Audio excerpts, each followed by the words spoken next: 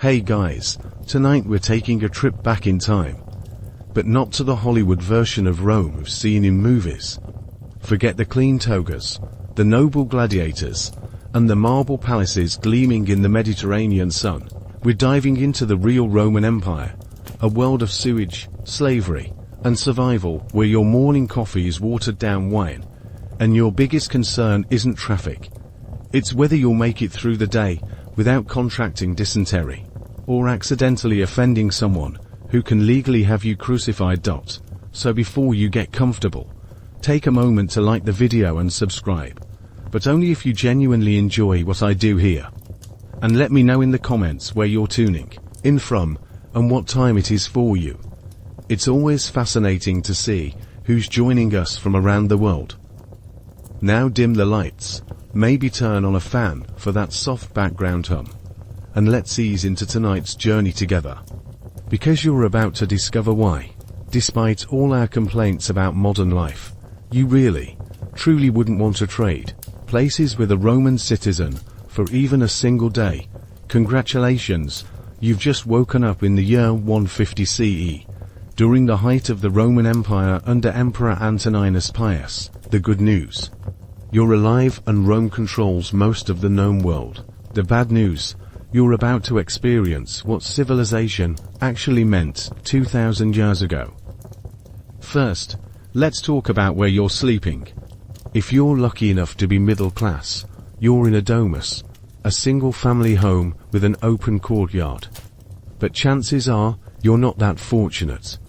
Most Romans lived in insulae, multi-story apartment buildings that were basically ancient tenements. These weren't cozy studio apartments, they were overcrowded, poorly constructed fire traps that regularly collapsed, killing everyone inside.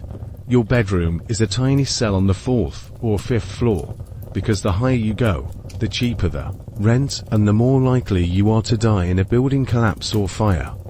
There's no elevator, obviously, so climbing those narrow, uneven stairs in the dark is an adventure in itself. The stairs are made of wood that creaks ominously under your feet, and there's no railing to catch you if you stumble. Your bed isn't a bed in any sense you'd recognize. It's a wooden frame with rope strung across it, topped with a thin straw mattress that's home to more insects than you care to count. No box spring, no memory foam, definitely no Egyptian cotton sheets, just scratchy wool blankets that haven't been washed since the last emperor died. And they smell like a combination of sweat, urine, and something that died in the walls. The room itself has no windows. Glass windows were a luxury reserved for the very wealthy. Instead, you might have wooden shutters that let in air along with rain, wind, and the delightful sounds and smells of the street below. In winter, you freeze. In summer, you swelter. There's no insulation, no climate control, and definitely no noise ordinances. Speaking of noise, Roman cities never slept. The law actually prohibited wheeled traffic during daylight hours to reduce congestion, which meant all the delivery carts, construction materials, and general transport happened at night. So while you're trying to sleep, there's a constant rumble of wooden wheels on stone, shouting drivers, braying donkeys, and the general chaos of urban life happening right outside your non-existent window. And privacy, what's that? Your entire family, parents, siblings, maybe a grandparent or two, possibly some extended relatives who just never left, all share this single room. Personal space is a modern luxury.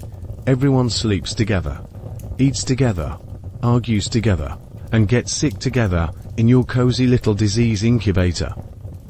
You wake up not to an alarm clock, but to the sounds of your neighbors fighting, babies crying, someone vomiting in the hallway, and the general symphony of urban misery that starts before dawn and continues until well after midnight. The air is thick with smoke from oil lamps and cooking fires, mixed with the aroma of human waste, rotting garbage, and industrial pollution that would make a modern environmentalist weep.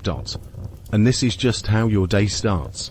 You haven't even gotten out of bed yet, and you're already living in conditions that would be considered uninhabitable by today's standards. But hey, welcome to the Roman Empire, where life is cheap, death is common, and survival is an accomplishment worth celebrating. So you've managed to extract yourself from your flea-infested bed in your overcrowded tenement room. Nature is calling, and in ancient Rome, answering that call is about to become a social event you never asked for. Let's start with the basics. There's no bathroom in your apartment. None. No toilet. No sink. No privacy. No toilet paper. If you're living in one of those multi-story insulae, you have a few options, and they're all terrible. Option 1. The chamber pot. This is a clay vessel that sits in the corner of your room, shared by everyone in your family. It's exactly what you think it is, a communal toilet that never gets properly cleaned and always smells like last week's mistakes. After you use it, someone has to carry it downstairs and dump it. Where? We'll get to that. Option 2. You can venture down to the ground floor of your building, where there might be a small latrine. This is essentially a hole in the ground with a wooden seat, shared by everyone in the building. There's no privacy, just a room with multiple holes where you sit shoulder to shoulder with your neighbors, making awkward small talk while conducting your business. The smell is indescribable, and the flies are friendly. But here's where Roman civilization gets really charming. All of this waste has to go somewhere, and that somewhere is the street. Romans would dump their chamber pots out their windows, sometimes shouting "Arge your heads" in Latin, though not always. Walking the streets of Rome meant constantly watching the sky for incoming sewage. The streets themselves were open sewers, a combination of human waste, animal dung, rotting garbage, and industrial runoff flowed through the streets in streams of brown sludge. The famous Roman roads, they had gutters on either side, specifically designed to carry away this river of filth. You had to be careful where you stepped, because one wrong move, and you're ankle deep in what the Romans politely called night soil. Now, Rome did have public latrines, impressive facilities that could seat up to 60 people at once. Sounds efficient, right? Wrong.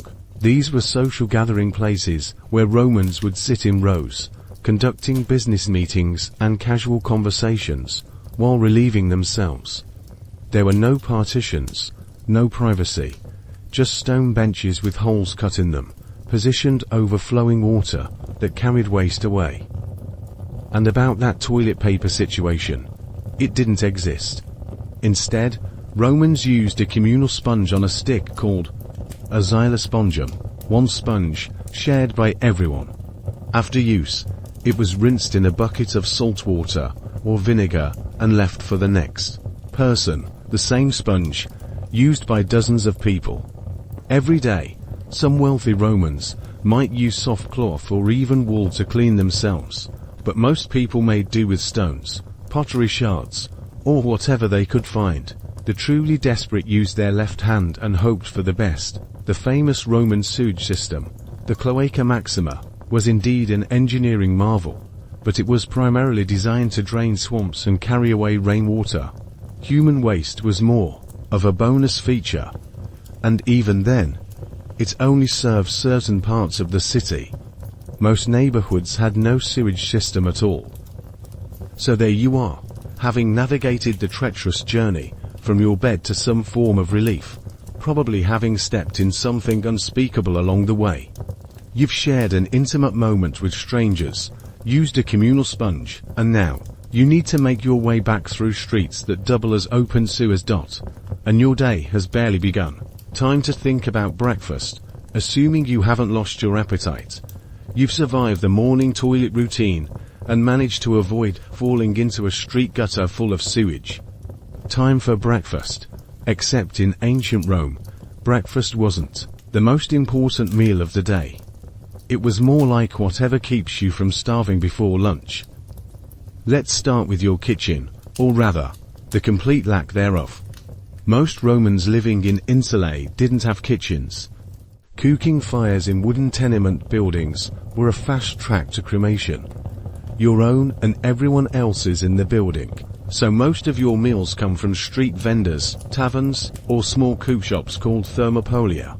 If you're really lucky and live on the ground floor, you might have access to a small brazier for heating food, but open flames in overcrowded wooden buildings were heavily regulated and incredibly dangerous. Most people ate cold food or bought hot meals from vendors. For breakfast, you're looking at something called jentaculum, basically bread soaked in wine or olive oil, maybe with some olives or cheese if you can afford it. The bread isn't the soft, fluffy loaves you're used to. Roman bread was coarse, often made with barley instead of wheat, and frequently adulterated with sawdust, clay, or ground-up beans to make it go further. It was hard enough to chip teeth, and rough enough to scrape your throat raw. The wine you're using to soften your bread isn't a fine vintage. It's Posca, watered down, vinegary wine that's barely alcoholic and tastes like it's already gone bad. But you drink it anyway, because the water supply is questionable at best, and Posca is safer than whatever's coming out of the aqueducts. Speaking of water, Rome's famous aqueduct system was impressive, but the water that came out of public fountains was often contaminated by lead pipes, animal waste, and general filth. The Romans knew something was wrong with their water. They could taste the lead poisoning, but they didn't understand the connection between bad water and disease. If you're poor, and statistically you probably are, your breakfast might consist of a bowl of palmentum, a porridge made from millet, barley, or whatever grain is cheapest. It's flavorless, nutritionally questionable, and often contains weevils or other insects that got ground up with the grain. Protein is protein, right? Eggs were available, but expensive and often bad. Without refrigeration, determining whether an egg was safe to eat was a gamble that could leave you violently ill 4 days. Milk was dangerous for the same reason. It spoiled quickly and often carried diseases from the animals it came from. If you wanted fresh fruit, you were limited to whatever was in season and locally available. Apples, pears, and grapes were common, but exotic fruits were luxury items that cost more than most people made in a week. And even then, without pesticides or modern farming techniques, you were rolling the dice on whether that apple contained worms or that grape cluster was harboring something that would make you regret your food choices. Honey was the primary sweetener, but it was expensive and often adulterated with cheaper substances. Sugar as we know it didn't exist. That was still centuries away from being introduced to Europe. For cooking oil, you had olive oil if you were wealthy, or animal fat if you weren't. Both went rancid quickly in the heat, giving food a distinctly unpleasant taste and aroma that Romans just accepted as normal. And let's talk about food safety, or the complete lack thereof. There was no refrigeration, no understanding of bacteria, no health inspections. Food was prepared and sold in the open air, attracting flies, rats, and every disease-carrying pest imaginable. The average Roman meal was a bacterial Russian roulette that would horrify a modern health inspector. Street vendors sold everything from sausages of questionable origin to pastries made with flour that might contain more weevils than wheat. The meat might be fresh, or it might be from an animal that died of disease 3 days ago. There was no way to tell, and no regulations to protect consumers. So there you are, choking down your sawdust bread, soaked in sour wine, trying not to think about what that crunchy bit might be, while flies buzz around your food and the smell of sewage drifts up from the street below. Your stomach is already starting to churn, and you haven't even left for work yet. Time to get dressed and face the day. Assuming your breakfast doesn't kill you first. Now that you've survived breakfast without immediate food poisoning, it's time to get dressed. But Roman fashion wasn't about looking good. It was about survival, social status, and hopefully not dying from your clothing choices. Let's start with the basics. Romans wore tunics. If you're a man, it's a simple woolen garment that hangs to about your knees. If you're a woman, Yours goes to your ankles. Sounds simple enough, right? Wrong. The quality of your tunic immediately broadcasts your social status to everyone you meet, and wearing the wrong thing could get you beaten, fined, or worse. First, the fabric. If you're wealthy, your tunic is made of linen or silk, soft, breathable, and clean. If you're poor, it's rough wool that feels like sandpaper against your skin, and never gets properly washed. This wool is often dyed with substances that are actively harmful to your health. Red dyes contained mercury, yellow dyes contained arsenic, and purple dyes were made from crushed shellfish that could cause severe allergic reactions. The dyeing process itself was toxic. Fullers, the people who cleaned and processed wool, worked with human and animal urine, which was used to set dyes and clean fabric. They also used sulfur, which created toxic fumes, and various plant and mineral substances that were poisonous to handle. The average fuller died young from respiratory problems and chemical poisoning. Your tunic is held together with fibulae, metal pins and broches that are essentially large safety pins. These weren't just decorative. They were functional necessities, because Romans didn't have buttons or zippers, but fibulae were also weapons. A sharp bronze pin could easily puncture skin, and more than one Roman died from infected wounds caused by their own clothing fasteners. If you're a Roman citizen, you might wear a toga for formal occasions. Togas were enormous, about 18 feet of wool wrapped around your body in a specific pattern that took practice to get right. They were hot, heavy, impractical, and constantly falling off. You couldn't work in a toga. You could barely walk in one, and if you wore it wrong, you'd be mocked by everyone who saw you. Women wore a stola over their tunic, a long dress that was designed to show modesty and respectability, but the stola was also a trap. The long fabric could catch on things, trip you up, or get caught in wheels or machinery.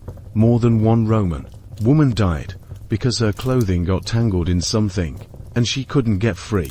Footwear was equally problematic. If you could afford shoes, they were leather sandals held together with straps. The leather was often poorly tanned and would rot in wet weather, leaving you barefoot. The straps would break at inconvenient times, and the sawless provided no protection against the sharp stones, broken pottery, and human waste that littered Roman streets.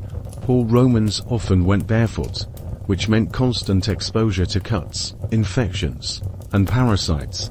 The streets were full of broken glass, metal shards, animal bones, and human excrement. Walking barefoot was like playing hopscotch through a minefield of disease and injury. And then there's the whole question of underwear, which mostly didn't exist. Roman men typically wore nothing under their tunics. Women might wear a breastband called a strophium, and a loincloth called a subligar, but these were more like athletic gear than daily undergarments. This meant chafing, exposure, and a general lack of support that made physical activity uncomfortable at best. Jewelry was another hazard. Lead-based cosmetics and jewelry were common, slowly poisoning anyone who wore them regularly.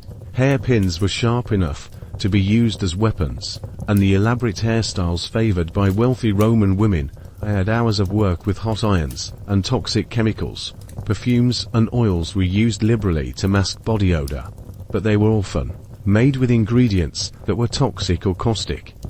The wealthy would slather themselves in scented oils that contained heavy metals, plant toxins, or animal secretions that could cause skin reactions or worse. Even the process of getting dressed was dangerous. Clothing was stored in wooden chests that were homes to insects, spiders, and small rodents. Putting on your tunic without checking it first could result in painful bites or stings.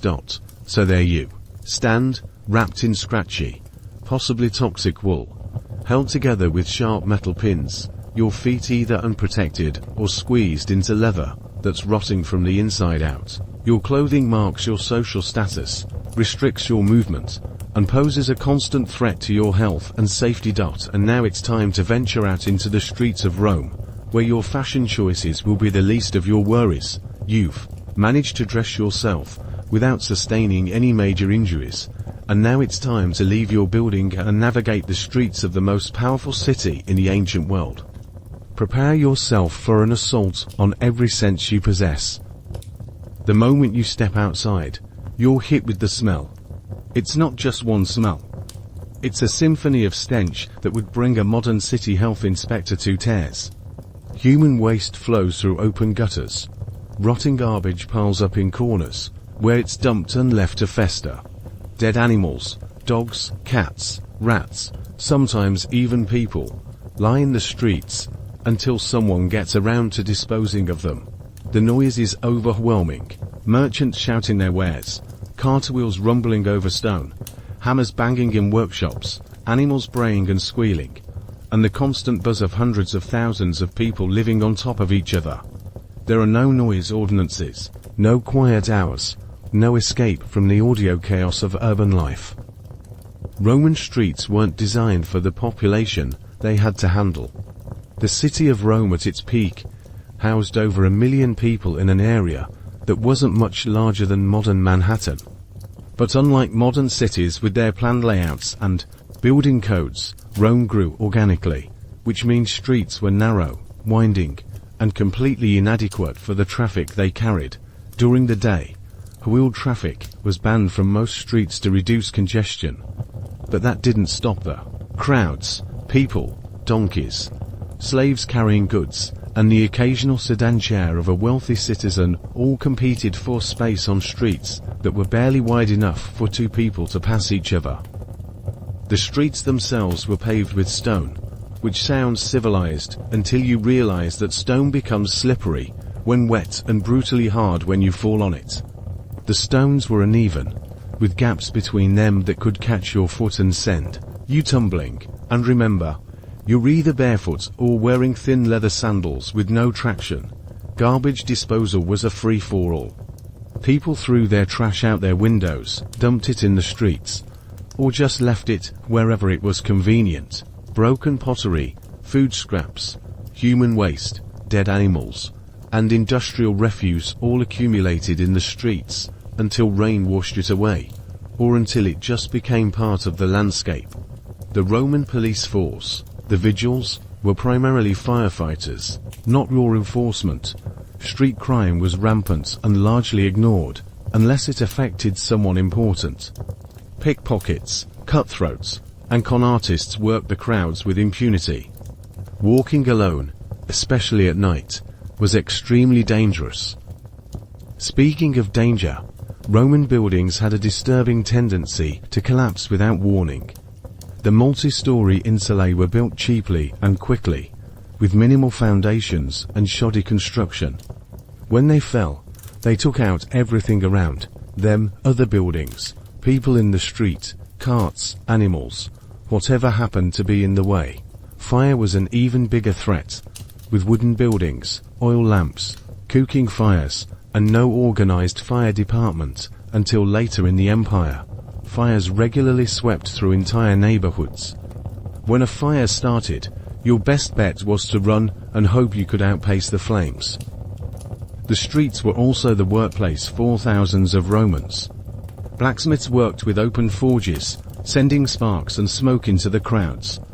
Tanners processed leather using urine and toxic chemicals, creating fumes that burned your eyes and throat. Potters fired their kilns, bakeries operated their ovens, and metal workers smelted copper and lead, all adding to the air pollution.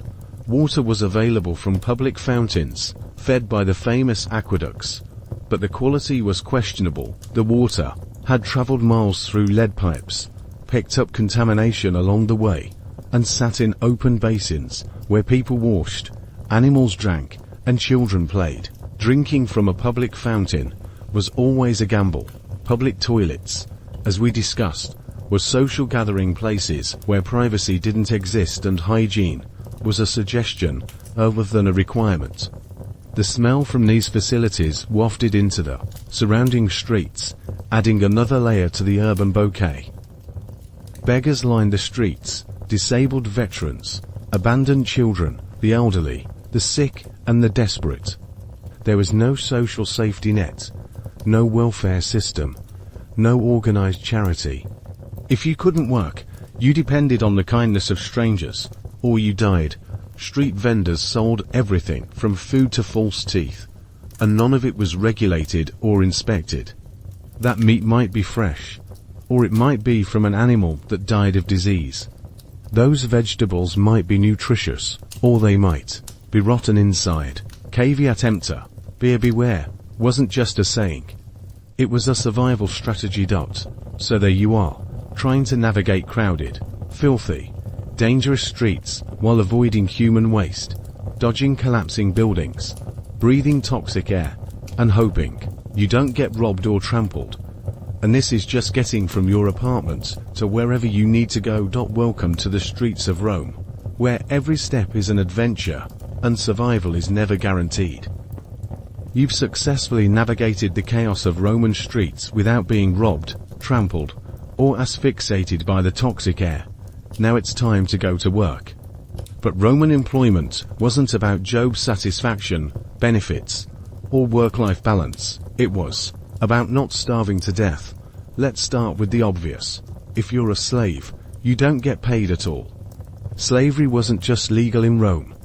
It was the foundation of the economy. Somewhere between 25 to 40% of the population were slaves, and they did everything from the most dangerous mining work to serving as highly educated tutors and accountants.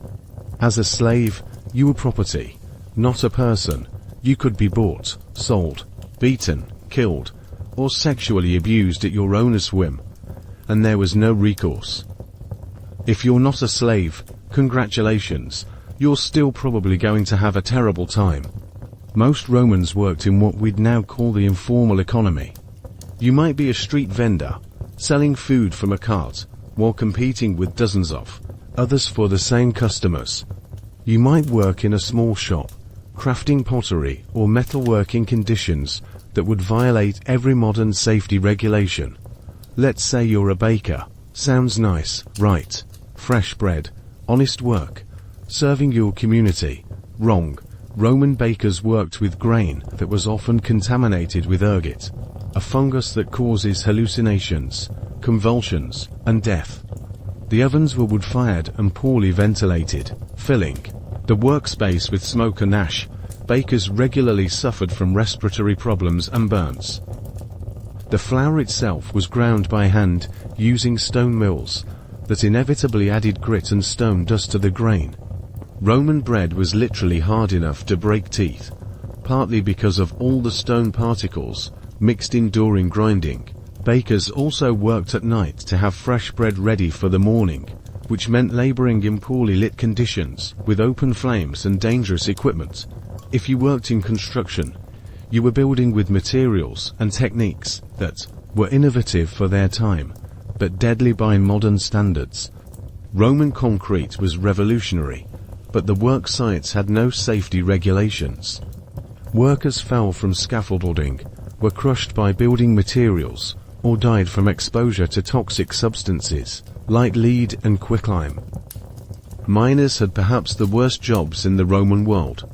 Silver mines, salt mines, and quarries were essentially death sentences. Miners worked in cramped, poorly ventilated tunnels with constant risk of cave-ins. They were exposed to toxic gases, mineral dust that destroyed their lungs, and accidents that could kill instantly. Most miners were slaves or criminals, and they weren't expected to survive long. If you worked in a Roman factory, and yes, they had factories, conditions were nightmarish. Pottery workshops filled the air with clay dust and toxic glazes. Metalworking shops exposed workers to lead, mercury, and other heavy metals. Textile workshops used dyes and chemicals that caused skin problems, respiratory issues, and poisoning. The famous Roman glass industry was particularly hazardous. Glassworkers breathed silica dust that caused a lung disease similar to modern silicosis. They worked with furnaces that reached temperatures over 2000 degrees Fahrenheit, with no protective equipment beyond leather aprons. Burns, cuts from broken glass, and lung disease were occupational hazards that shortened lives dramatically. Roman merchants might seem to have better jobs, but trade was dangerous and unpredictable. Traveling merchants faced bandits, storms, wars, and corrupt officials who could confiscate their goods on a whim. Sea trade was particularly risky. Roman ships were small, poorly navigated, and regularly sank in storms. Losing a shipment could mean financial ruin and debtor's prison. Even if you had a relatively skilled job, like being a scribe or accountant, you worked in conditions that would appall modern workers. No ergonomic furniture, no proper lighting, no climate control. You sat on hard stools, hunched over wax tablets, or papyrus, straining your eyes in dim light from oil lamps that filled the air with smoke. Working hours were determined by daylight. You worked from dawn to dusk, with no weekends, no paid vacation, no sick leave. If you were too sick to work, you didn't get paid. If you were injured on the job, there was no workers' compensation. You either recovered on your own or found a new way to survive. Labor disputes were settled by force, not negotiation. There were no unions, no labor laws, no protection for workers. If you complained too much about working conditions, you could be beaten, fired, or even sold into slavery if you owed money to your employer. The Roman economy was also incredibly unstable. Currency was constantly being debased, inflation was rampant, and economic crises could wipe out entire industries overnight. Job security was non-existent. You might have work today and be destitute tomorrow. And at the end of your workday, assuming you survived it without serious injury or poisoning, you got to look forward to the same dangerous journey home through the streets of Rome, followed by another night in your overcrowded, flea-infested apartment. Roman work life wasn't a career. It was a daily struggle for survival in an economy built on exploitation and powered by human suffering. Your back is aching from a day of manual labor. You've got a cut on your hand from broken pottery, and you're feeling queasy from that questionable street food you ate for lunch. Time to see a doctor. Unfortunately, Roman medicine was less first, do no harm, and more let's try this random thing and see if you survive. Roman medical knowledge was a fascinating mixture of genuine observation, complete superstition, and treatments that were often worse than the diseases they were meant to cure. The Romans had some understanding of anatomy, thanks partly to their experience with battlefield injuries, but their grasp of how the human body actually worked was primitive at best. Let's start with diagnosis. Roman doctors believed in the theory of the four humors: blood, phlegm, yellow bile, and black bile. According to this theory, all illness was caused by an imbalance of these humors in your body. Feeling sad, too much black bile, running a fever, excess blood, vomiting, obviously too much yellow bile. The solution was to rebalance your humors through bloodletting, purging, vomiting, or sweating. Bloodletting was the go-to treatment for almost everything. Headache, let's drain some blood. Broken leg, blood needs to be released. Plague symptoms, definitely too much blood. Roman doctors would make cuts in your veins, apply leeches, or use cupping heated glass cups that sucked blood to the surface to remove what they thought was excess blood. This treatment weakened patients who were already sick and often killed people who might have recovered on their own. Surgery existed, and Roman military surgeons were actually quite skilled at battlefield medicine. They could set bones, stitch wounds, and even perform cataract surgery. But surgical instruments were crude. There was no understanding of germs, and anesthesia was limited to wine, opium, or herbal concoctions that might or might not work. Roman surgical tools were basically torture implements. Bone saws, flesh hooks, surgical knives, and forceps were made of bronze or iron, and were never properly sterilized. The concept of infection was unknown. Doctors didn't wash their hands, reused instruments without cleaning, and had no idea that cleanliness prevented disease. Pain management was primitive and dangerous. Opium was available, but expensive and easy to overdose on. Alcohol was commonly used, but getting a patient drunk enough to not feel pain often meant getting them so intoxicated they could die from alcohol poisoning. Many patients simply had to endure surgery while fully conscious. Roman pharmacology was a mixture of folk wisdom, imported knowledge from Greece and Egypt, and pure guesswork. Some remedies were actually effective. Willow bark for pain, it contains the precursor to aspirin. Foxglove for heart problems, it contains digitalis, and various herbs that did have genuine medicinal properties. But for every useful remedy, there were dozens of treatments that ranged from useless to deadly. Doctors prescribed crushed pearls for stomach problems, powdered unicorn horn, actually narwhal tusk, for poisoning, and mercury for various ailments. Mercury, as we now know, is extremely toxic and probably killed more patients than it cured. Roman doctors also believed in the healing power of gladiator blood. Fresh blood from a gladiator who had just died in the arena was thought to cure epilepsy and other neurological disorders.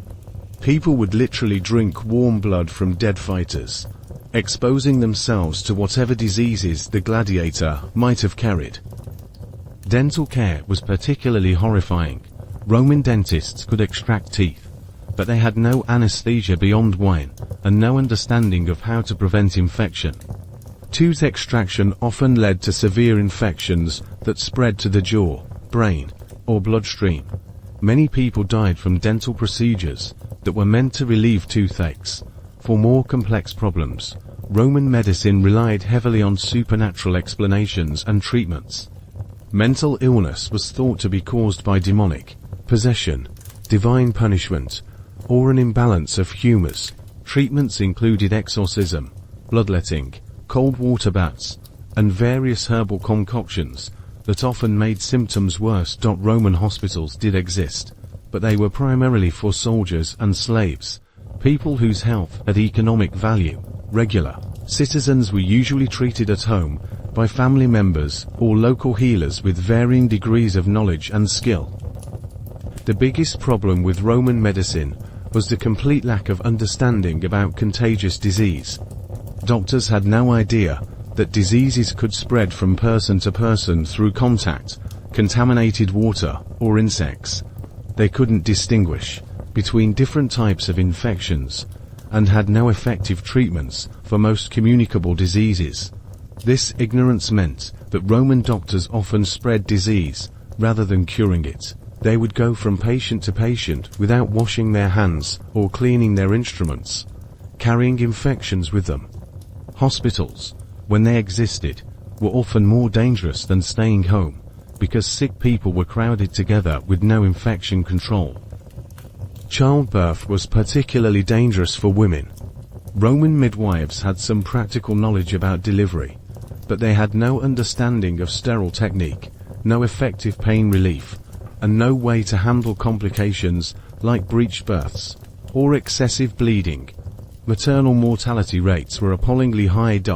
So there you are, sick and in pain, facing a choice between suffering through your illness naturally or seeking treatment that might kill you faster than the disease. Roman medicine was a gamble where the odds were rarely in your favor, and the house always won in the end.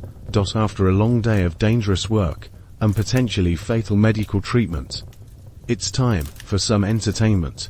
Roman leisure activities were famous throughout the ancient world, but they were also brutal, deadly, and designed to remind you just how little your life was worth in the grand scheme of the empire. Let's start with the most famous Roman entertainment, gladiatorial games. These weren't just fights, they were elaborate productions that combined sport, theater, and mass murder for the amusement of the crowd. The Colosseum could hold over 50,000 spectators, and they came to see blood. Gladiators were mostly slaves, prisoners of war, or criminals who had been sentenced to death. They were trained to fight with various weapons and in different styles, some with nets and tridents, others with swords and shields, some on horseback, others on foot. The training was intensive, because promoters wanted good fights, not quick executions. But make no mistake, these were fights to the death. The crowd expected to see people die, and they weren't satisfied with fake blood or pulled punches. Gladiators, who fought well, might be spared by the crowd's approval. But many fights ended with one participant dead on the sand, while the crowd cheered. Between gladiator fights, the arena hosted animal hunts called venations. Exotic animals, lions, tigers, elephants, bears, wolves, were brought from across the empire to be slaughtered for entertainment. Sometimes trained hunters would fight the animals, sometimes criminals would be thrown to them as execution, and sometimes the animals would simply be killed in elaborate staged hunts. The scale of animal slaughter was staggering. For the opening of the Colosseum, Emperor Titus held games that lasted 100 days and killed over 9,000 animals. Entire species were driven to extinction to supply Roman arenas with exotic creatures to kill for fun. Public executions were also entertainment. Criminals might be crucified, thrown to wild animals, burned alive, or killed in elaborate reenactments of mythological scenes. The crowd treated these deaths as theater, cheering for creative methods of execution and booing if the condemned died too quickly. Chariot racing was another popular spectacle, held in massive venues like the Circus Maximus, which could hold over 250,000 spectators. Races were dangerous affairs where drivers regularly crashed, were trampled by horses, or killed by opponents. The crowds bet heavily on races and sometimes rioted when their favorite teams lost. Roman theater existed, but even their plays often featured real violence. Actors playing death scenes might actually be killed and replaced with condemned criminals for the realistic finale. What started as drama ended as snuff theater, with real blood spilling on stage, while the audience applauded. The Romans also enjoyed public baths, which sounds relaxing until you realize what actually went on there. Roman baths were social centers where people gathered to exercise, conduct business, and socialize. But they were also breeding grounds for disease and violence. Bathhouses were hot, humid, crowded spaces where hundreds of people soaked in the same water. There was no chlorination, no filtration, and no understanding of how diseases spread through contaminated water. The warm, moist environment was perfect for bacteria, parasites, and skin infections. Romans would scrape their skin with metal tools called strigils to remove dirt and dead skin, often drawing blood in the process. These tools were shared among bathers, spreading infections and diseases from person to person. The combination of open wounds and contaminated water was a recipe for disaster. Violence in the baths was common. Arguments over business deals, political disputes, or personal insults regularly escalated into fights. Men would bring weapons to the baths, and murders weren't uncommon. The slippery floors and hot water made accidents frequent and often fatal. Roman festivals were another form of entertainment that combined celebration with cruelty. Religious festivals often included animal sacrifices, public executions, and gladiatorial games. The Saturnalia, Rome's winter festival, temporarily reversed social hierarchies. Slaves could mock their masters, and normal rules were suspended.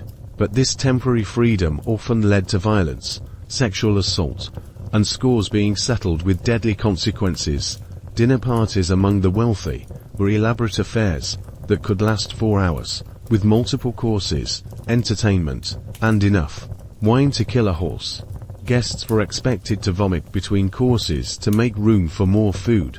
Vomitoriums weren't stadium exits. They were rooms designed for purging during meals. The entertainment at these parties often included sexual performances, mock gladiatorial combats, and elaborate practical jokes that could be deadly. Wealthy Romans thought it was hilarious to serve fake food that would make guests sick, or to stage fake emergencies that terrified their visitors. Roman gambling was ubiquitous and completely unregulated. People bet on everything: gladiator fights, chariot races, dice games, animal fights, even the weather. Gambling debts could lead to slavery, and games were often rigged by organized crime networks that had connections to corrupt officials. Prostitution was legal and widespread, but it was also dangerous and degrading.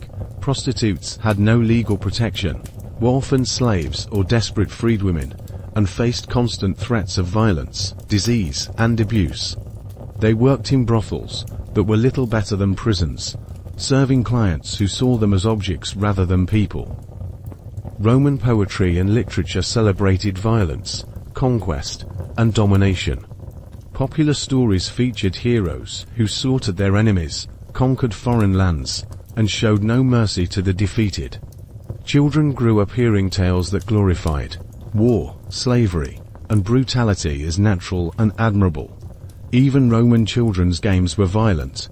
They played with toy weapons, staged mock battles, and were taught from an early age that violence was a normal part of life. Child gladiators were trained and forced to fight for adult entertainment, and their deaths were seen as amusing rather than tragic.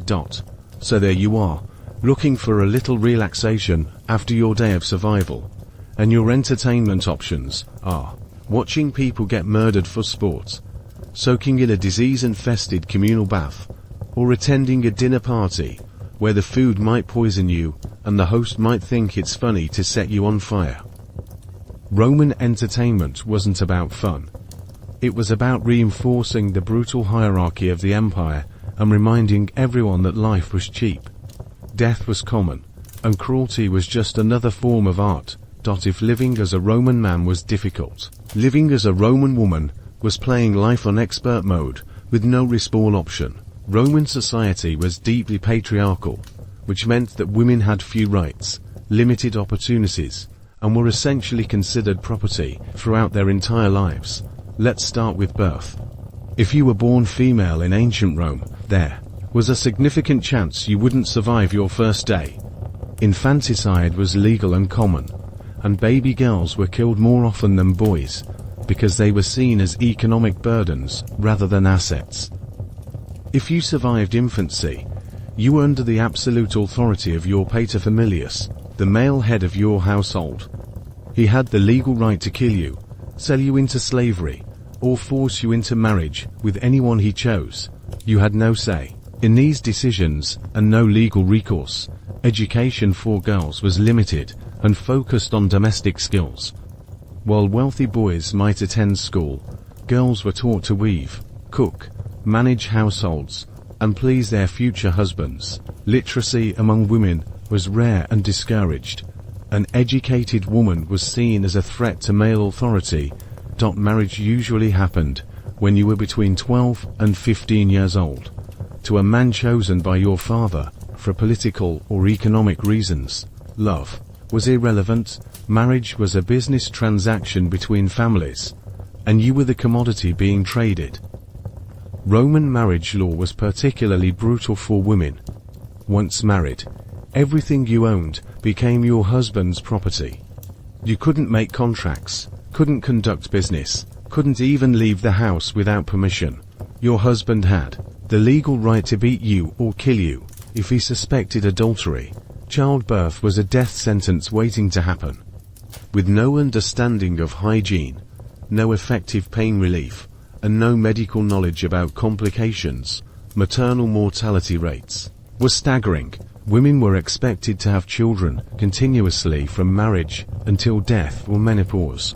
Roman women also faced unique health challenges.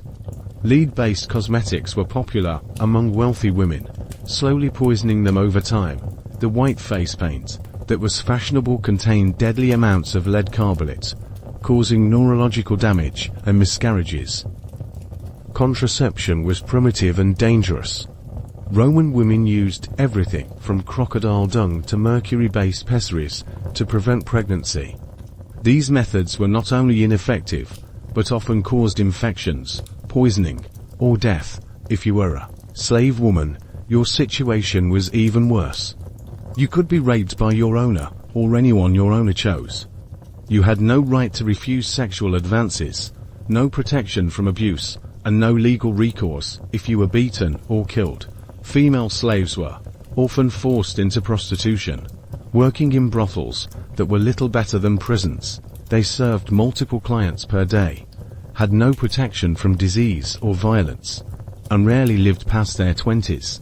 Even wealthy Roman women under constant supervision and restriction. They couldn't appear in public without male escorts, couldn't speak in legal proceedings, and were expected to be seen, but not heard in all social situations. So there you are, a Roman woman trying to survive in a world that sees you as property, denies you basic rights, and considers your primary value to be your ability to produce male heirs. Every day is a balancing act between pleasing the men who control your life and trying to maintain some small measure of dignity. We've touched on slavery throughout our journey through Roman life. But now let's confront the horrifying reality that formed the foundation of Roman civilization. If you thought being a free Roman was bad, being a Roman slave was a special kind of hell that makes modern horror movies look like children's fairy tales. At the height of the Roman Empire, somewhere between 25 to 40% of the population were slaves. These weren't just people doing household chores. Slaves were the engine that powered Roman society. They built the roads, worked the mines, fought the wars, and died in massive numbers to keep the empire functioning. How did you become a slave? You could be born into it. The children of slaves were automatically slaves themselves. You could be captured in war. Entire populations were enslaved when Romans conquered their territories. You could be sold into slavery by your own family if they needed money. Or you could simply be kidnapped by slave raiders. Once you were a slave, you were no longer human in the eyes of Roman law. You were race, a thing, a piece of property that could be bought, sold, beaten, sexually abused, tortured, or killed at your owner's whim. You had no legal rights, no protection from abuse, and no hope of justice. The slave markets were horrific spectacles, where human beings were displayed and sold like livestock. Potential buyers would inspect slaves' teeth, muscles, and genitals to assess their value. Families were separated without regard for emotional bonds. Different types of slavery brought different forms of suffering. Agricultural slaves worked on vast plantations, laboring from dawn to dusk under brutal overseers. They were housed in barracks, chained at night, and worked until they died of exhaustion or malnutrition. Mining slaves had the worst fate of all. Silver mines and stone quarries were essentially death camps, where slaves were worked to death in dangerous, toxic conditions. They labored in cramped tunnels that regularly collapsed and rarely lived more than a few years. Household slaves might seem to have better lives, but they faced different forms of horror. They were subject to sexual abuse by their owners, constantly, under surveillance, and could be punished brutally for minor infractions. Female household slaves were routinely raped. Gladiator slaves were trained to fight and die for entertainment. They lived in prison-like training schools, were forced to kill other human beings for crowd amusement, and knew that every arena appearance might be their last. The punishments for disobedient slaves were designed to terrorize through extreme cruelty. Crucifixion was common.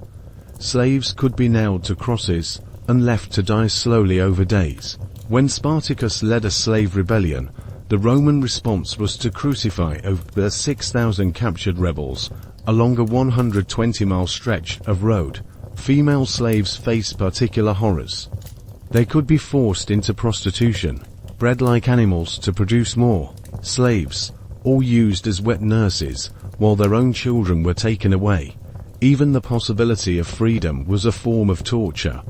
Manumission, the freeing of slaves, did happen, but it was rare and often came with conditions. Freed slaves still owed obligations to their former masters. So there you are. If you're unlucky enough to be enslaved, living a life that isn't really life at all. You're a breathing tool, existing solely to make other people's lives more comfortable, while your own suffering is considered irrelevant. Roman childhood wasn't a time of innocence, play, and protection. It was a brutal introduction to a world where survival was never guaranteed and cruelty was considered character building. If you were lucky enough to survive birth, and that was a big if, you faced challenges that would break modern adults. Let's start with the moment you were born.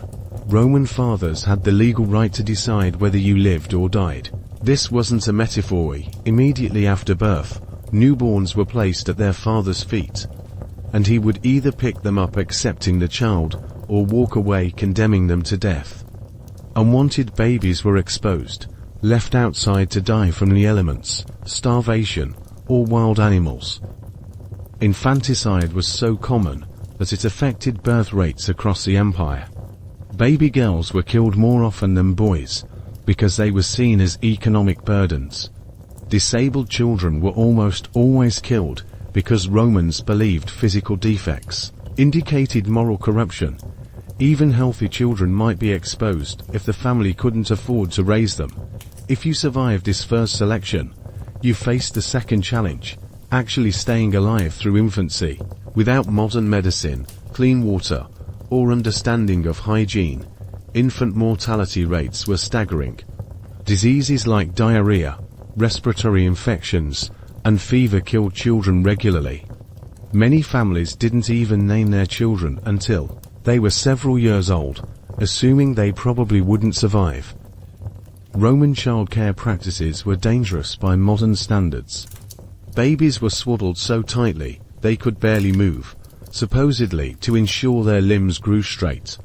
They were fed wine mixed with water, given opium-based preparations to stop crying, and exposed to lead-based cosmetics and pottery that slowly poisoned them.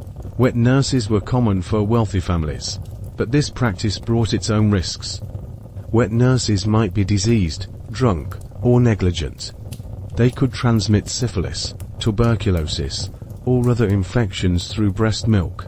Some wet nurses were known to use opium to keep babies quiet, accidentally overdosing infants who never woke up.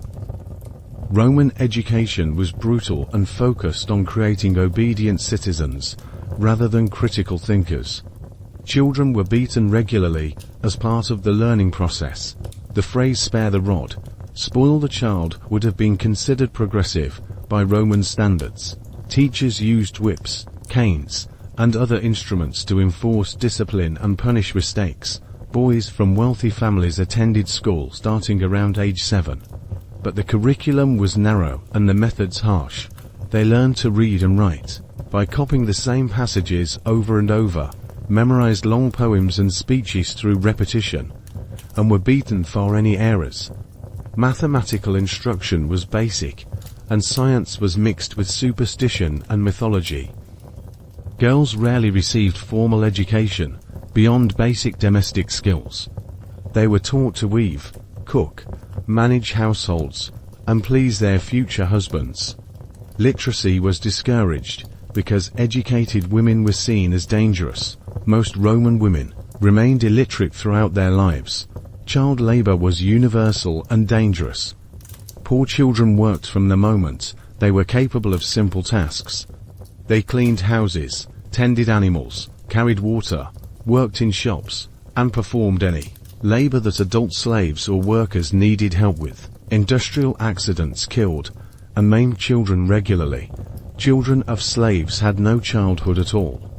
They were property from birth, could be sold away from their parents at any time, and were expected to work as soon as they were physically capable. Many were trained as gladiators, forced into prostitution, or sent to work in mines where they died within years. Roman children were also exposed to extreme violence as part of their cultural education. They attended gladiatorial games where they watched people fight to the death. They were present at public executions where criminals were tortured and killed in creative ways. They learned that violence was not only acceptable but entertaining. Sexual abuse of children was common and largely accepted. Roman law provided some protections for free-born children, but these were rarely enforced. Slave children had no protection at all and could be sexually abused by their owners or anyone else with access to them. The concept of psychological trauma didn't exist in Roman culture. Children who witnessed violence, suffered abuse, or lost family members were expected to toughen up and continue functioning normally. Mental health problems were seen as moral weaknesses rather than medical conditions. Roman toys were often miniature versions of adult tools and weapons. Children played with toy swords, shields, and military equipment, learning from an early age that violence was their future. Dolls existed, but were primarily used to teach girls about their domestic duties rather than for imaginative play. Coming-of-age ceremonies marked the transition from childhood to adulthood, but this transition came early, and without preparation. Boys might be considered adults at 14 or 15, suddenly expected to take on adult responsibilities without the emotional or psychological maturity to handle them. Marriage for girls came even earlier, often at 12 or 13 years old, sometimes younger. These weren't romantic partnerships, but economic and political arrangements made by fathers without consulting the children involved. Young girls were expected to manage households, bear children, and satisfy adult husbands, while still being children themselves. Roman families were not the nurturing environments we might imagine. Fathers had absolute authority and could be distant, authoritarian figures who commanded fear rather than love. Mothers were often young themselves, having been married as children, and had little experience or knowledge to guide their own children. Death was a constant presence in children's lives. Siblings died regularly from disease, accidents, or violence. Parents died from medical complications, warfare, or the general hazards of Roman life. Children learned early that attachment led to loss, and that survival required emotional toughness. Even wealthy Roman children faced dangers that would horrify modern parents. They were exposed to lead poisoning from pottery and cosmetics, dangerous pets like exotic animals that could attack without warning, and household hazards like open flames, unguarded wells, and toxic substances used in daily life. So there you are, a Roman child trying to grow up in a world that sees you as either a future economic asset or a current burden. Every day brings new dangers, and the adults around you are preparing you for a life of hardship, violence, and early death by subjecting you to hardship, violence, and the constant threat of death. Roman childhood wasn't preparation for life. It was preparation for survival in a world that had little room for weakness, compassion, or innocence. After surviving infancy, childhood, disease, work, violence, and all the other hazards of Roman life, you finally reached the end. But even death in ancient Rome was complicated, expensive, and potentially dangerous for everyone involved. First, let's talk about how you're likely to die. If you've made it to adulthood, congratulations, you've already beaten the odds. But Roman life expectancy was still brutally short.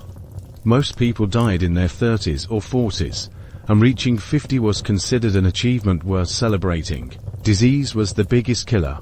Without understanding of germs, bacteria, or viruses, Romans were helpless against epidemics that swept through the empire regularly.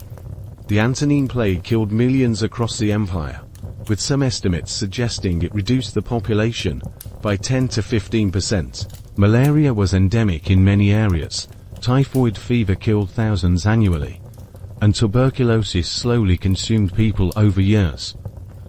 But disease wasn't the only threat.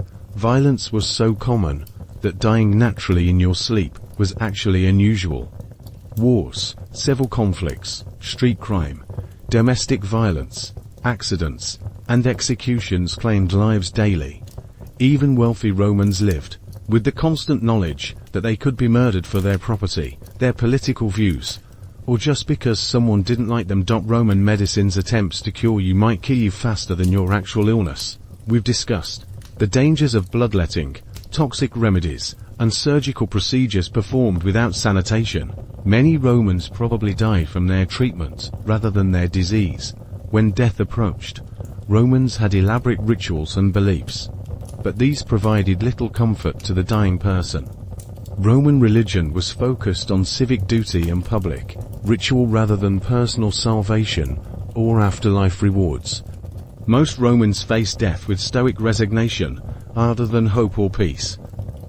The moment of death was just the beginning of your problems. Now your family had to deal with your corpse, and Roman funeral practices were expensive, complicated, and potentially deadly for the living. First, your body had to be prepared. This meant washing, anointing with oils and perfumes, and dressing in your best clothes. But without embalming or refrigeration, decomposition began immediately, especially in Rome's hot climate. Families had to work quickly or risk exposing themselves to disease from your rotting corpse. Roman funerals were elaborate affairs that could bankrupt families. The wealthy might have processions with hired mourners, musicians, actors wearing death masks of ancestors, and elaborate displays of wealth and status. These funerals could last 4 days and cost more than most families earned in years. But even simple funerals were expensive. Bodies had to be burned. Cremation was the Roman custom for most of the imperial period, or buried outside the city walls. Roman law prohibited burial within the city limits. This meant transporting the corpse, purchasing fuel for cremation, or space in a cemetery, and hiring priests to perform the necessary rituals. Poor families often couldn't afford proper funerals at all. Bodies might be thrown into mass graves, burned in communal pyres, or simply dumped outside the city to rot. These improper burials were not only shameful, but also dangerous, as decomposing corpses spread disease and attracted scavengers. Roman cemeteries were located outside city walls, often along major roads where travelers would see the tombs and remember the dead. But these areas were dangerous, especially at night. Grave robbers regularly desecrated tombs, looking for valuable burial goods, and the isolation made cemeteries havens for criminals and wild animals. Cremation itself was a complex and expensive process. Bodies were burned on wooden pyres that required large amounts of fuel. The cremation had to be hot enough and last long enough to completely consume the corpse, or else you'd be left with partially burned remains that would continue to decay and spread disease. The ashes were collected in urns and placed in family tombs or columbaria, buildings with niches for storing cremated remains. But these facilities were expensive to maintain and could be damaged by earthquakes, fires, or vandalism, leaving your final resting place destroyed or scattered. Roman beliefs about the afterlife were vague and often contradictory. Some believed the dead went to an underworld ruled by gods. Others thought souls were reincarnated, and still others believed death was simply the end of existence. This uncertainty made death even more frightening for Romans, who faced it without clear religious comfort. Ghosts were considered real and dangerous in Roman culture. Improperly buried dead were thought to return as vengeful spirits who could harm the living.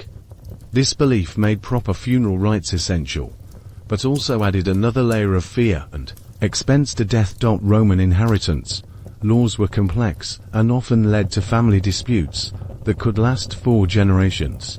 Without proper documentation, proving inheritance claims was difficult, and families might spend years fighting over a dead person's property while accumulating legal debts that exceeded the value of the estate. The Roman practice of exposure, leaving unwanted infants to die, meant that many Romans died before they had any chance at life. These abandoned babies were left on hillsides, in forests, or on garbage dumps, where they died of exposure, starvation, or were eaten by wild animals. Execution methods were designed to be painful and public. Crucifixion could take days, with the victim dying slowly from exhaustion, dehydration, or suffocation. Other methods included being thrown to wild animals, burned alive, or beaten to death with clubs. These executions were attended by crowds who treated them as entertainment. Even natural death was often painful and prolonged. Without effective pain relief, people died in agony from diseases, injuries, or simply old age. Roman medicine had few remedies for pain, beyond wine and opium, and these were expensive, and not always available. Roman attitudes towards suicide were complex. Stoic philosophy taught that choosing your own death could be noble and rational, especially if you face disgrace, torture, or terminal illness. But suicide was also seen as cowardly or selfish, depending on the circumstances. Some Romans were forced to commit suicide as punishment, making even their death controlled by others. So there you lie, dying in ancient Rome, facing the end of a life that was probably shorter, more painful, and more dangerous than anything a modern person could imagine. Your death will be expensive for your family, possibly dangerous for your community, and ultimately forgotten by history unless you were wealthy or powerful enough to afford a lasting monument. Roman death wasn't a peaceful transition or a reward for a life well lived. It was the final insult in a life full of suffering, exploitation, and hardship, an ending that was often as brutal and unfair as the life that preceded it. But perhaps you're thinking that military service might have been an escape from civilian misery. Think again. The Roman army was legendary for its discipline and effectiveness, but for the individual soldier, it was a 25-year contract with death, signed in blood and sealed with suffering. Roman military recruitment wasn't voluntary for most of its history. Citizens could be conscripted into service, and refusing to serve meant exile, imprisonment, or death. Poor men often enlisted hoping for regular meals and the promise of land after discharge, but the reality was very different from the recruitment promises. Training was designed to break you physically and mentally before rebuilding you as a killing machine. Roman drill sergeants made modern military instructors look gentle. Recruits were beaten regularly, forced to march enormous distances, carrying full equipment weighing over 60 pounds, and subjected to psychological abuse designed to eliminate individual will. The training regimen included forced marches of 20 to 30 miles per day in full armor, weapons practice with wooden swords heavier than real ones to build strength, and combat exercises where injuries and deaths were common. Recruits who couldn't keep up were beaten, branded as cowards, or executed as examples to others. Roman military camps were organized cities of violence. Soldiers lived in leather tents, shared with 7 other men, with no privacy, no comfort, and constant supervision. The tents provided minimal protection from weather, and soldiers often froze in winter or sweltered in summer, while trying to sleep on the ground. Discipline in the Roman army was enforced through brutal punishments that would be considered war crimes today. Minor infractions resulted in flogging, reduction of rations, or extra duties. More serious offences could result in decimation, where 1 in every 10 soldiers in a unit was executed by being beaten to death by their comrades. Military food was basic survival ration, designed to keep soldiers functional rather than healthy or satisfied. The standard diet consisted of wheat, barley, sour wine, and salt pork, supplemented with whatever could be foraged or stolen from local populations. Scurvy, malnutrition, and digestive problems were endemic. Roman soldiers carried their own equipment and supplies, making them mobile, but also burdening them with massive loads. A fully equipped legionnaire carried his weapons, armor, cooking equipment, tools for building camps, personal possessions, and several days' worth of food, all while marching 20+ miles per day over rough terrain. Battle itself was a nightmare of confusion, terror, and mass slaughter. Roman tactics were effective, but required soldiers to maintain formation, while being shot at with arrows, charged by cavalry, and hacked at with swords and spears. The noise was deafening, the smell overwhelming, and the sight of friends dying horribly was traumatic beyond modern comprehension. Medical care for wounded soldiers was primitive and often fatal. Battle surgeons could amputate limbs and stitch wounds, but they had no anesthesia beyond wine, no antibiotics, and no understanding of infection control. Most seriously wounded soldiers died slowly and painfully from infections that started in minor wounds. Roman siege warfare was particularly hellish. Soldiers might spend months or years surrounding a city, living in temporary camps with poor sanitation, inadequate food, and constant threat of disease. Sieges were won through starvation, disease, and attrition rather than glorious battles, meaning soldiers died slowly rather than heroically. When Romans successfully conquered territory, soldiers were expected to participate in the systematic slaughter and enslavement of populations. This wasn't just military necessity. It was policy designed to terrorize other potential enemies. Soldiers who showed mercy or refused to participate in massacres faced execution themselves. Roman military engineering projects were marvels of organization, but they were built with soldier labor under deadly conditions. Building roads, bridges, walls, and siege equipment meant working with heavy materials, dangerous tools, and tight deadlines that made accidents frequent and fatal. Veterans who survived their 25 years of service often found that their promised rewards were illusory. Land grants were frequently in dangerous frontier areas, where veterans faced constant threat from hostile tribes.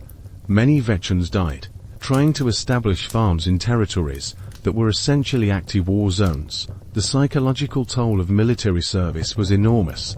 Though Romans had no understanding of what we now call PTSD, veterans often turned to alcohol, became violent and unstable, or simply couldn't function in civilian society after decades of military brutality. Many became bandits, mercenaries, or died in poverty. Despite their military service, Roman military loyalty was enforced through terror rather than patriotism. Soldiers swore sacred oaths that bound them to service until death, and breaking these oaths was considered not just treason but sacrilege. Deserters were hunted down and executed publicly as warnings to others. The famous Roman military success was built on the bodies of hundreds of thousands of soldiers who died in training, in battle, from disease, or from the lingering effects of their service. The legions that conquered the known world left behind a trail of graves that stretched from Britain to Mesopotamia. Roman religious life wasn't about personal salvation or spiritual comfort. It was about desperately trying to keep powerful, capricious gods from destroying you, your family, and your city through divine wrath. Roman religion was transactional, terrifying, and time-consuming, requiring constant vigilance to avoid accidentally offending supernatural beings who could end your life on a whim. The Roman pantheon was crowded with gods who had human-like personalities, which meant they were petty, jealous, violent, and unpredictable. Jupiter might kill you with a lightning bolt for forgetting to make a sacrifice. Mars could inspire your enemies to victory if you failed to honor him properly. Venus might curse your love life if you didn't show adequate respect. Every aspect of life was governed by deities who demanded constant attention and tribute.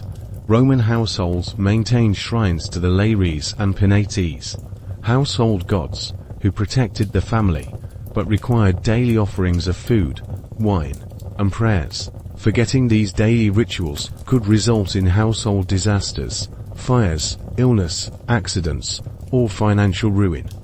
Children learned from infancy that supernatural beings were constantly watching and judging their behavior. Public religious festivals consumed enormous amounts of time and resources. Romans were required to participate in numerous festivals throughout the year, each with specific rituals that had to be performed exactly right or the gods would be offended.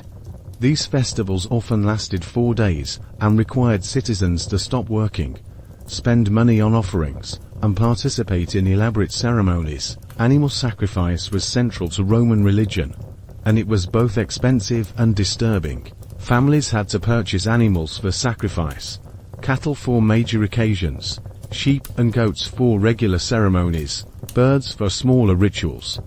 These animals were killed in public ceremonies, where blood was splattered on altars, priests examined entrails for divine messages, and meat was distributed according to strict hierarchical rules. The process of sacrifice was gruesome and psychologically traumatic, especially for children, who were required to witness animals being killed in the name of religion. Priests would cut animals' throats, collect the blood in bowls, and then dissect the carcasses, while looking for signs of divine approval or displeasure in the organs. Roman augury, the practice of reading divine will through natural signs, created a constant state of anxiety about the future. Romans consulted augurs before making any important decisions, but the interpretations were often contradictory or ominous. Bad omens could paralyze individuals or entire communities with fear, while good omens created false confidence that led to disasters. The College of Priests, who managed Roman religion, were political appointees rather than spiritual leaders, which meant religious guidance was often corrupted by personal ambition and political calculation.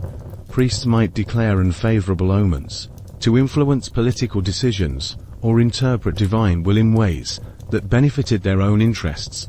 Roman mystery cults offered more personal religious experiences, but they were also more dangerous. Initiation into cults, like those of Mithras, Isis, or Cybele, involved secret rituals that could include physical ordeals, psychological manipulation, and participation in activities that were illegal under Roman law. Members who revealed cult secrets faced death, while non-members were suspicious of those who participated in foreign religions.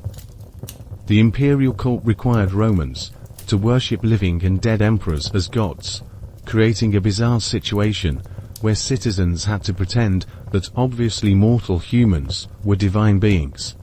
Refusing to participate in emperor worship was treason, punishable by death, but participating required mental gymnastics that were psychologically exhausting.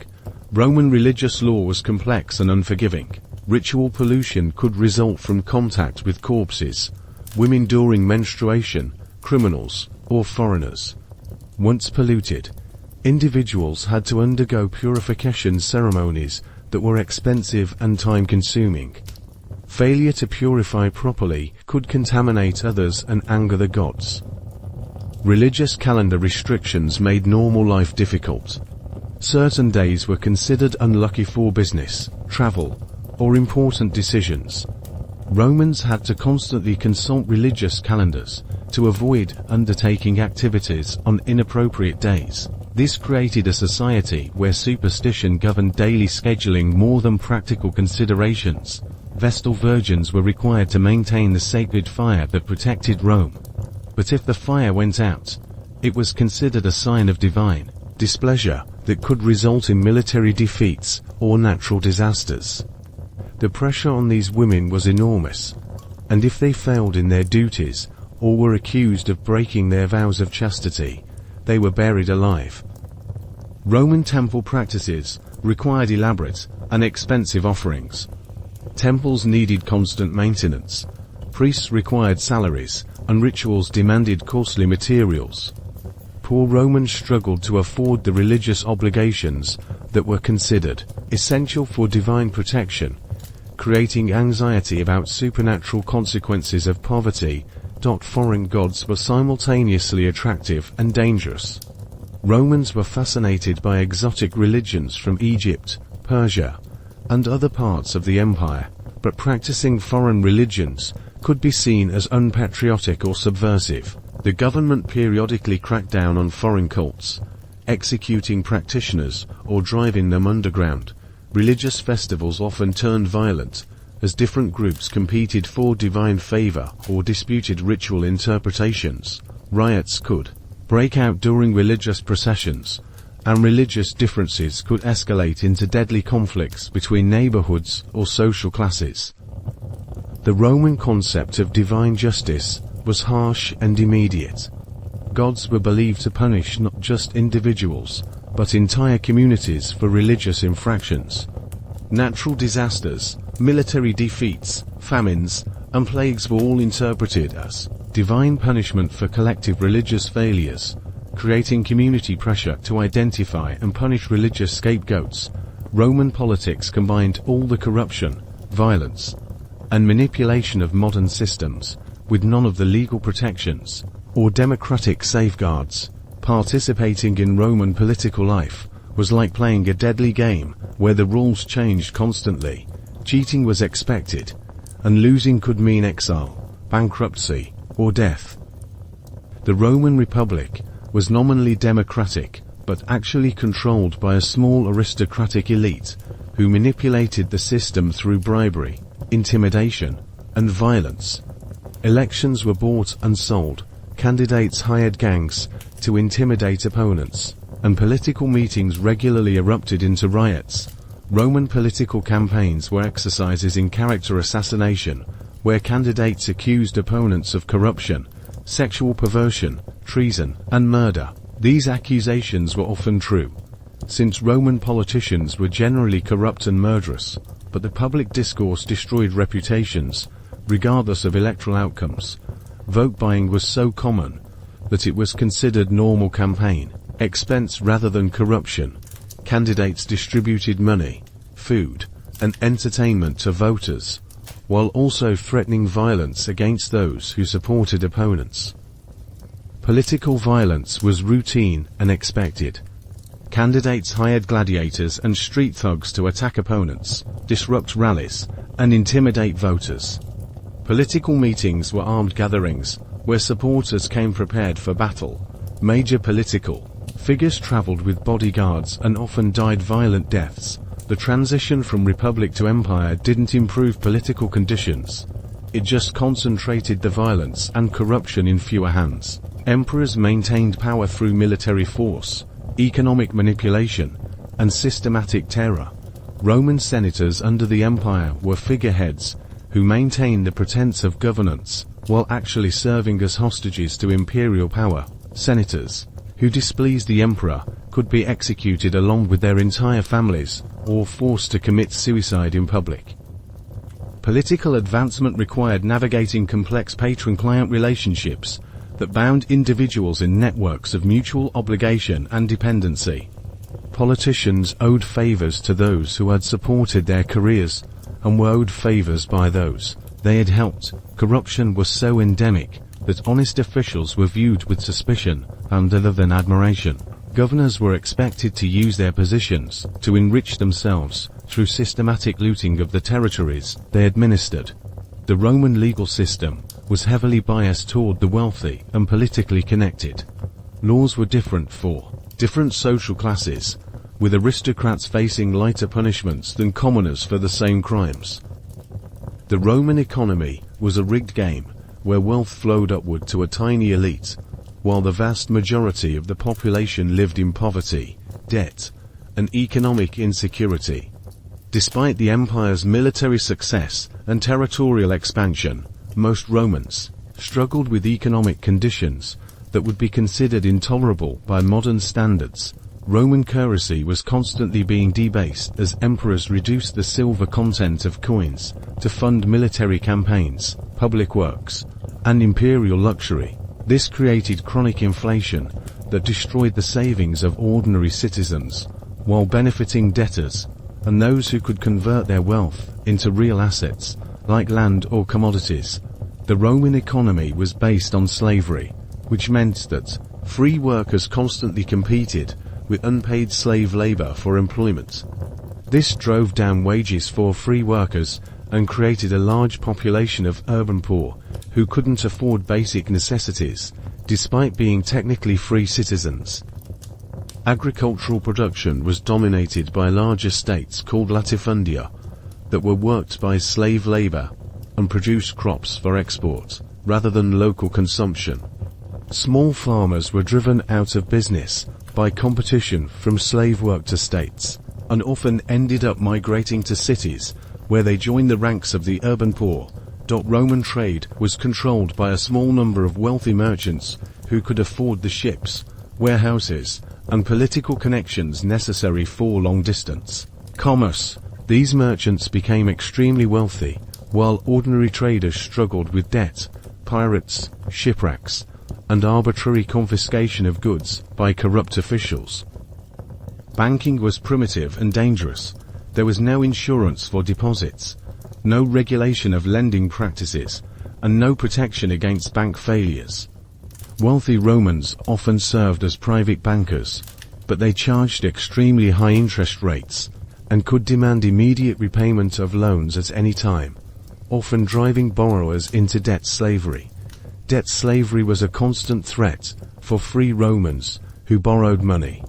Debtors who couldn't repay loans could be enslaved by their creditors, along with their families. This created a climate of economic terror, where financial mistakes could result in permanent loss of freedom for entire families.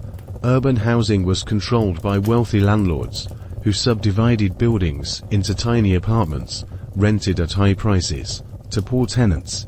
These landlords had no incentive to maintain their properties, so tenants lived in overcrowded, dangerous buildings while paying most of their income for inadequate shelter.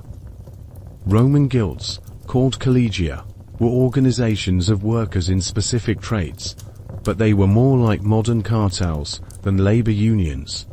Guild membership was often hereditary and restricted, creating monopolies that benefited existing members, while excluding newcomers from economic opportunities. Public works projects, while impressive, were funded through taxation and tribute extracted from conquered territories, rather than productive economic activity. These projects provided temporary employment, but didn't create sustainable economic growth for the general population. Roman taxation was regressive and unpredictable. Poor citizens paid higher effective tax rates than wealthy ones, while tax collection was often arbitrary and violent. Tax collectors used torture and imprisonment to extract payments from citizens who couldn't afford the assessed amounts. The Roman welfare system, such as it was, consisted of free grain distributions to urban poor who were considered potential sources of civil unrest. These distributions kept people from starving, but also created dependency and discouraged productive work. The grain was often of poor quality and insufficient to meet nutritional needs. Employment was unstable and often dangerous. Most Romans worked in jobs that were seasonal, physically demanding, and poorly paid. There was no unemployment insurance, number worker safety regulations, and no legal protection against arbitrary dismissal or workplace abuse. Roman women faced particular economic disadvantages. They couldn't own businesses independently, couldn't make contracts, and were excluded from most profitable trades. Women's economic opportunities were limited to domestic work, textile production, or prostitution, all of which paid poorly and offered no security. Economic mobility was extremely limited. While stories existed of slaves who bought their freedom and became wealthy, these were rare exceptions rather than typical outcomes. Most Romans were born into poverty and died in poverty, with little opportunity to improve their economic circumstances. Roman inheritance laws concentrated wealth in the hands of eldest sons, while younger children and daughters received smaller portions or nothing at all. This created a large population of aristocratic younger sons who maintained expensive lifestyles through debt, political corruption, or military service, rather than productive work. Interest rates were extremely high, often 12% or more per year, making borrowing extremely expensive for ordinary citizens. Wealthy Romans could lend money at these rates, while poor citizens struggled to afford basic necessities, creating a system that systematically transferred wealth from poor to rich. Economic crises were frequent and severe. Bank failures, currency debasements, military defeats, and natural disasters could wipe out individual fortunes overnight, while creating widespread unemployment and social unrest. The Roman economy was fragile and subject to shocks that devastated ordinary citizens, while often benefiting those wealthy enough to profit from chaos. Commercial law favored wealthy merchants over small traders and consumers. Contracts were enforced selectively, with powerful individuals able to ignore their obligations while demanding strict compliance from their debtors. Legal remedies for economic disputes were expensive and time-consuming, making them inaccessible to ordinary citizens. You've survived disease, violence, exploitation, and all the other hazards of Roman life, but now you get to witness the slow-motion collapse of the entire civilization around you. The fall of Rome wasn't a single dramatic event. It was a gradual decay that took centuries and made life progressively worse for everyone involved. By the 3rd century CE, the Roman Empire was already showing signs of terminal illness. The economy was collapsing under the weight of military expenses, corruption, and the inherent contradictions of a system based on conquest and slavery. Currency was being debased so rapidly that inflation made money nearly worthless. Political instability reached crisis levels during the crisis of the 3rd century, when the empire had 50 emperors in 50 years, most of whom died violent deaths. This constant political chaos meant that no consistent policies could be implemented. Infrastructure wasn't maintained, and the government became predatory rather than protective. Barbarian invasions weren't sudden attacks by savage tribes. They were massive population movements of displaced peoples fleeing climate change, political upheaval, and economic collapse in their own territories. These migrants didn't want to destroy Rome, they wanted to become Romans. But the empire lacked the resources to integrate millions of new people while maintaining its existing population.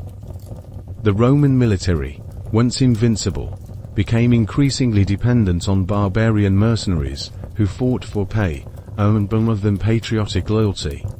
These mercenaries were often more interested in looting Roman cities than defending them, and their commanders sometimes decided it was more profitable to conquer territory than to protect it. Plague swept through the empire repeatedly, killing millions and devastating the economy. The Antonine Plague, the Plague of Cyprian, and other epidemics reduced the population dramatically while destroying the tax base needed to fund the military and bureaucracy. Cities were abandoned, farmland reverted to wilderness, and entire regions became depopulated.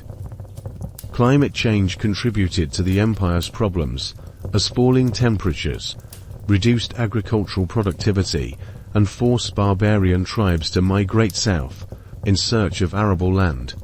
Romans faced crop failures, famines, and resource conflicts that weakened the empire's ability to respond to other challenges. The rise of Christianity fundamentally changed Roman culture, replacing civic duty and military valor with otherworldly concerns and pacifist ideologies. While Christianity provided spiritual comfort to suffering populations, it also undermined the martial virtues that had built the empire and made military service less attractive to young Romans. Economic collapse was accelerated by the empire's inability to adapt to changing conditions.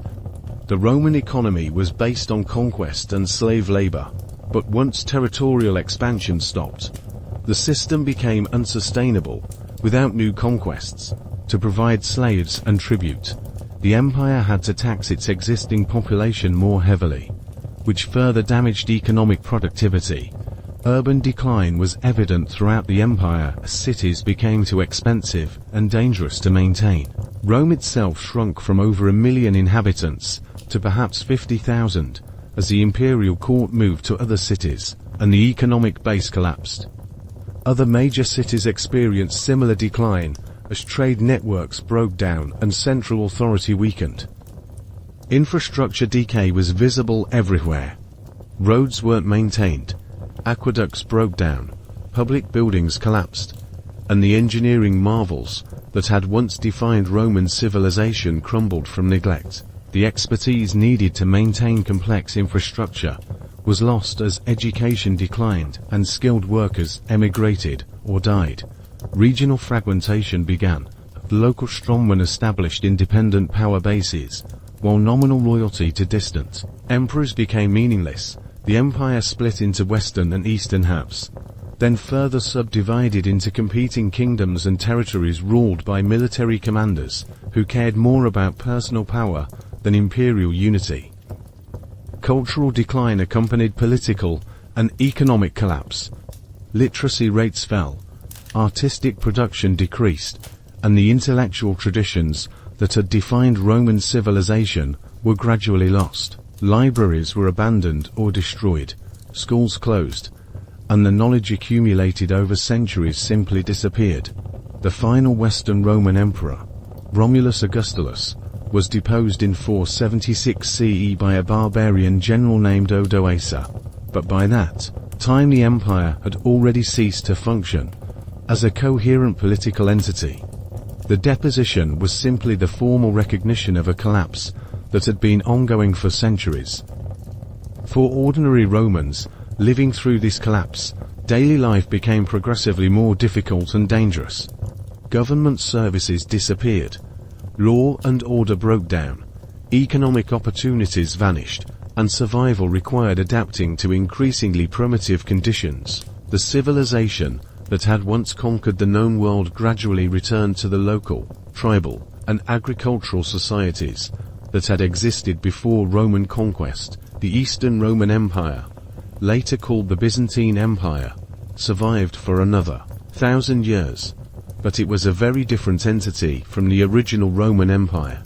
It was smaller, more religious, more autocratic, and less connected to the classical traditions that had defined Roman civilization. For the people living through Rome's collapse, it wasn't a dramatic ending, but a slow fade into poverty, violence, and chaos. They watched their world gradually disintegrate, while struggling to maintain some semblance of civilized life in increasingly uncivilized circumstances. The empire that had once seemed eternal proved to be as mortal as the people who had built and maintained it. So there you have it, life in the Roman Empire. From the squalid tenements, where ordinary Romans lived, to the political chaos that eventually destroyed the entire civilization, you've experienced the daily reality of disease, violence, exploitation, and suffering that defined existence for the vast majority of people in what we often call the greatest empire in human history. The truth is that despite all its achievements in law, engineering, military organization, and territorial expansion, the Roman Empire was a civilization built on human misery, slavery, systematic exploitation, endemic violence, and rigid social hierarchies created prosperity for a tiny elite, while condemning millions to lives of poverty, pain, and early death. Roman technological and cultural achievements were remarkable, but they came at an enormous human cost that we often ignore when we romanticize the classical world. The roads, aqueducts, and monuments that we admire today were built by slave labor under conditions that killed workers regularly. The literature, philosophy, and art that we study were produced by and for a small educated class, while the vast majority of the population remained illiterate and excluded from cultural life. The Roman legal system, which influenced modern law, was designed to protect property and maintain social order, rather than ensure justice or protect individual rights. Roman military success was achieved through systematic brutality that traumatized both soldiers and the populations they conquered. Roman political institutions, despite their innovations, were corrupted by violence and self-interest from their earliest days. Perhaps most importantly, Roman civilization was ultimately unsustainable. An economy based on conquest and slavery, a political system based on personal ambition and violence, and a social structure based on exploitation and hierarchy contained the seeds of their own destruction. The Roman Empire didn't fall to external enemies. It collapsed under the weight of its own contradictions. Modern life, despite all its problems and imperfections, offers ordinary people opportunities for health, education, prosperity, and dignity that would have been unimaginable to ancient Romans. We live longer, healthier, more comfortable lives than Roman emperors, and we have legal and social protections that didn't exist in the ancient world. Our democratic institutions, while flawed, provide mechanisms for peaceful political change that Romans never developed. Our economic systems, while unequal, offer social mobility and protection from absolute poverty that Roman society couldn't provide. Our understanding of human rights and dignity, while incomplete, represents moral progress that ancient civilizations never achieved.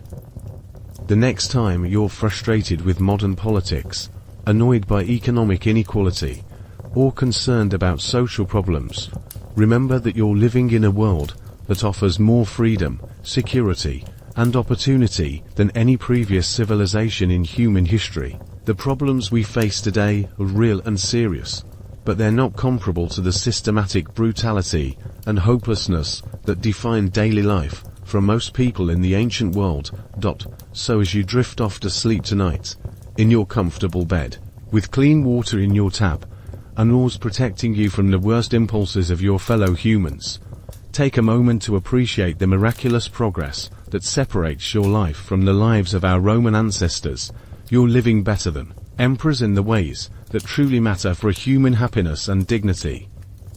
Sweet dreams, and remember, when Romans said Veni, Vidi, Vici, I came, I saw, I conquered, they were usually talking about conquering other people's freedom, dignity, and lives. We can admire their achievements, while being grateful that their world is gone forever. Good night, everyone.